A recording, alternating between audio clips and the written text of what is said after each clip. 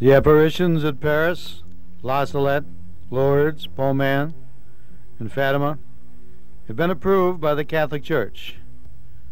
The apparitions of Garabandal that are now being shown have not been approved. On July 8, 1965, the year the apparitions ended, Bishop Eugenio of Santander, the official with authority for the Church's position on the apparitions of Garabandal, published his decision. We state here that we have not found any reason for ecclesiastical censure with regard to condemning either the doctrine or the spiritual recommendations that have been promulgated because of the events of Garabandal, insofar as they are directed to faithful Christians. On the contrary, they contain exhortations to prayer and sacrifice, to Eucharistic worship, to devotion to Our Lady under traditional praiseworthy forms, and the holy fear of God offended by our sins. They simply repeat ordinary church doctrine in these matters.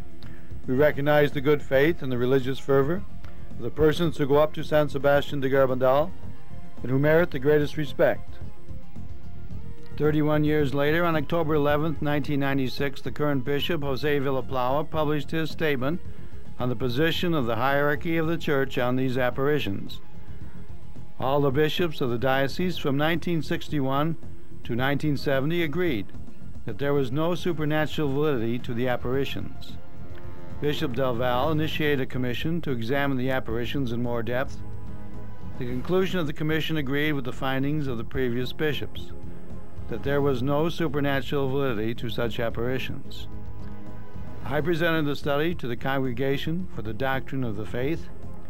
On November 28, 1992, they suggested that I reconfirm that there was no supernatural validity in the alleged apparitions.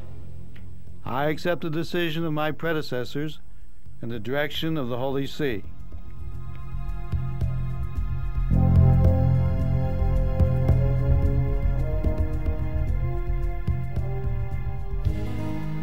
There were many high priests, scribes, and Pharisees in the time of Christ.